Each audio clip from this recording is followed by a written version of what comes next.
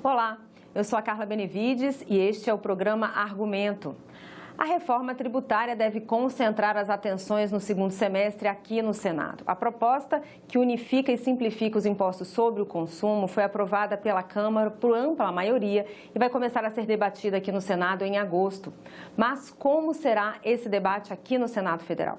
É isso que a gente vai conversar agora com o senador Rogério Carvalho, do PT de Sergipe. Senador, muito obrigada pela sua presença aqui no programa. É uma satisfação estar com você, Carla. Senador, a gente já tem aí definido o relator, senador Eduardo Braga, a tramitação também, CCJ e plenário. Há senadores que defendem o rito mais célere, já que ela já foi discutida há muito tempo pela Câmara, e há senadores que argumentam que querem mais tempo para debater a reforma, exatamente porque a Câmara debateu por muito tempo. Como que o senhor acha que deve ser esse debate aqui no Senado?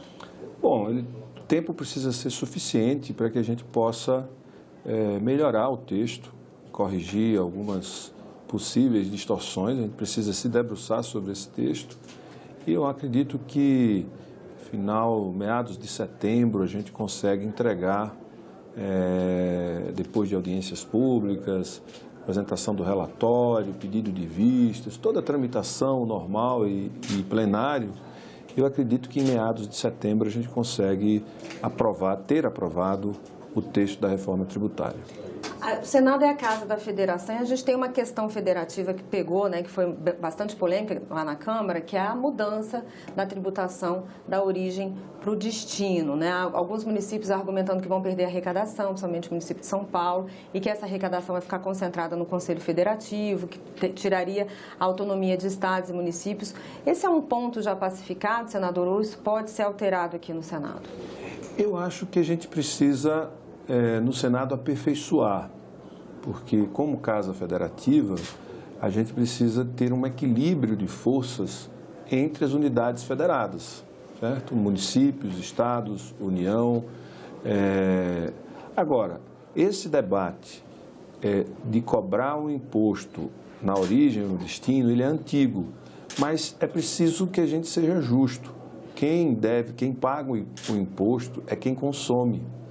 E quem consome, se está gerando esse imposto, ele deve ser revertido a sua maior parte para o destino, certo? Porque quem produz, além de ter o emprego, além de ter toda a condição, a geração de riqueza que a produção gera para quem é produtor, ainda ficar com a maior parte do imposto arrecadado não é justo. O imposto no mundo inteiro geralmente é cobrado no destino e fica a maior parte no destino.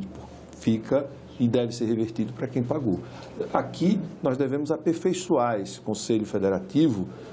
Espero que a gente consiga dar um equilíbrio maior para que uma unidade ou um grupo de unidades federadas não tenha supremacia na definição de como serão rateados esses impostos. É porque há também esse receio de que esse conselho tenha mais poder do que as unidades da federação. Então, esse conselho, obviamente, que ele vai ter mais poder do que uma unidade específica.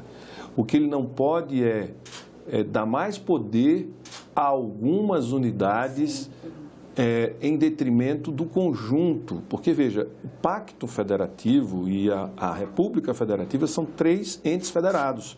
E o Senado tem uma responsabilidade de garantir um equilíbrio entre as unidades, e essa é uma questão que precisa ser aperfeiçoada para que nenhum Estado fique subordinado aos interesses de estados com maiores populações, certo?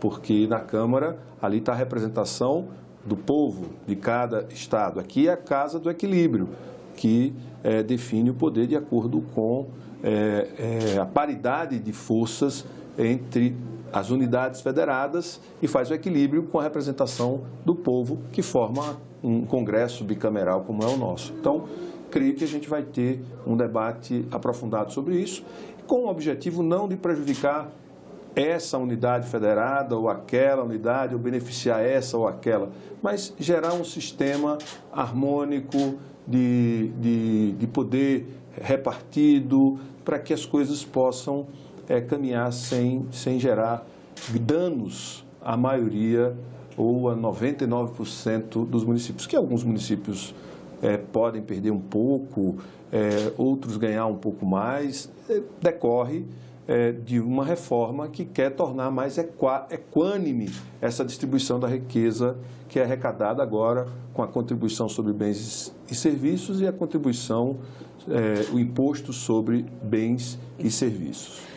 Agora, vamos falar um pouquinho sobre essa questão dos serviços, a questão setorial mesmo, né? O setor de serviços vai ter uma carga maior com a unificação do ICMS do ISS e, apesar dessa carga maior, a Câmara tentou, de certa forma, suavizar um pouco essa incidência dessas alíquotas, colocando algumas atividades com uma alíquota reduzida, como saúde, educação, transportes. O Senado pode incluir, há alguma intenção de incluir outras atividades que também mereçam essa alíquota reduzida? Você acha que isso pode acontecer? Pode acontecer, pode acontecer. Eu acho que essa parte de redução de alíquota, a Câmara fez um trabalho bem feito.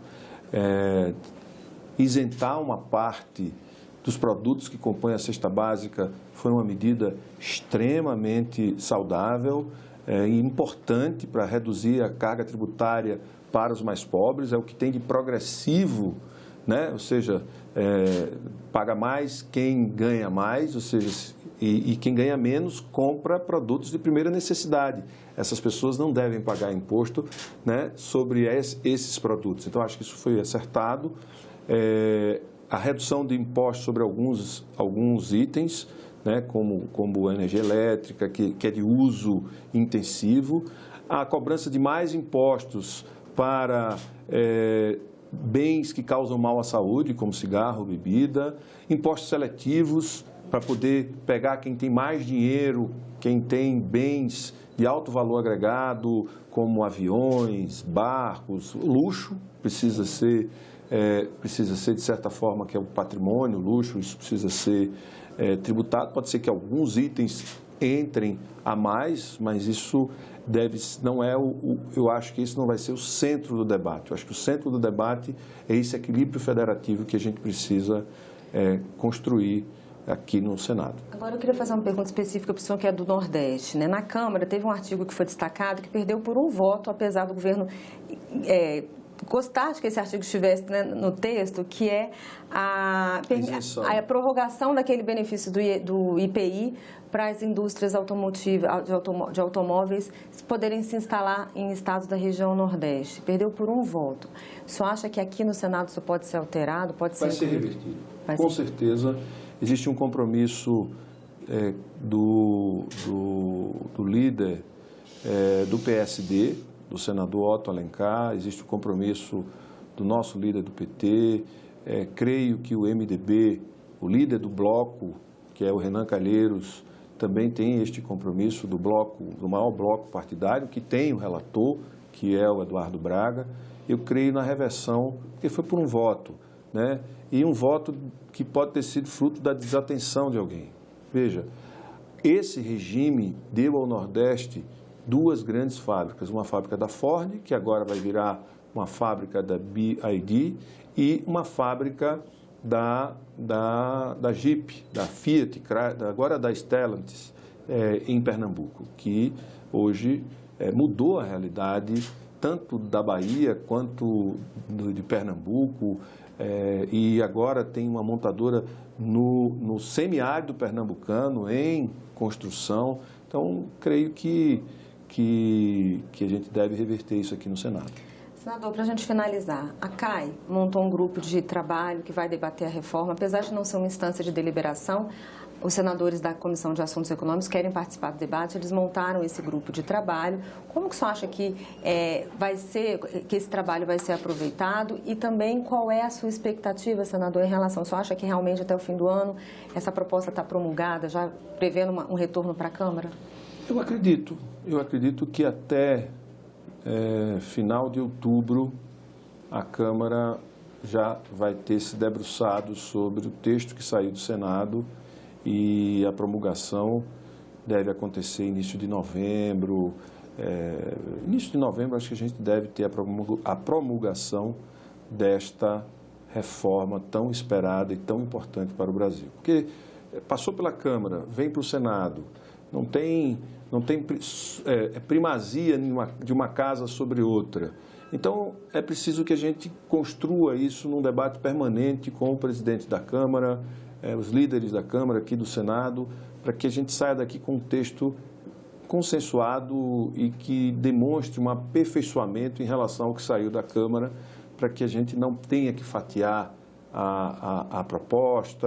Eu acho que o melhor é que a gente promulgue, que tenha a promulgação dessa PEC na sua inteireza, na sua completude, porque representa um passo significativo. Não é a reforma ideal, mas é uma grande reforma para os tempos que a gente vive. E o senhor acha que esse grupo de trabalho deve conversar, ficar próximo do relator, senador Eduardo Braga? Sim, eu acho que o relator vai aproveitar bastante do debate. Ele é uma pessoa experiente, já foi governador, conhece bem o que é essa questão tributária, essa confusão tributária que tem no Brasil. Então, eu creio que ele vai aproveitar o trabalho desse grupo de trabalho, vai aproveitar as contribuições desse grupo de trabalho. Tá certo, senador. Quero agradecer muito a sua presença aqui e os seus esclarecimentos. Muito obrigado. Um grande abraço para todos os telespectadores da TV Senado. E eu agradeço a você também que nos assistiu. Esse programa já está disponível no nosso site senado.leg.br/TV e também no nosso canal no YouTube. Obrigada pela sua audiência e até o próximo argumento.